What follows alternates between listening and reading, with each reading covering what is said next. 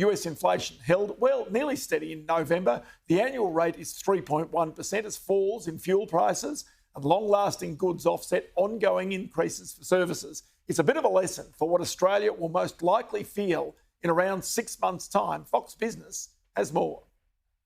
Inflation is slowing. Prices are rising, but at a slower pace, 0.1%. That's how much prices went up last month. 3.1% is how much consumer prices went up in the last 12 months. That was in line with estimates. Core prices, which strip out food and energy, rose 4% in November from a year earlier, the same as October.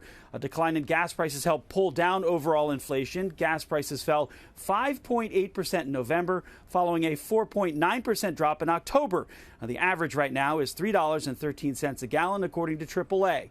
The slow cool down in housing hasn't changed all that much. The cost of shelter was up 6.5% in November from a year earlier, a bit better than the 6.7% increase in the year through October, and down from a peak of more than 8% earlier this year. What we've seen in housing is dramatic reduction in quantity, meaning volume of houses, because both demand and supply is pushed back by the rate hikes, essentially. Demand clearly is, but also supply, because people don't want to sell when they're sitting on a low mortgage. There was some relief at the grocery store checkout. Grocery prices increased 0.1% in November compared with 0.3% in October, but eating out at restaurants climbed 0.4% for the third straight month. Investors will be mining the data and the Fed Chair Jerome Powell's comments for clues about when the central bank might cut rates. And the markets now believe that a rate cut might come in May of next year, not March.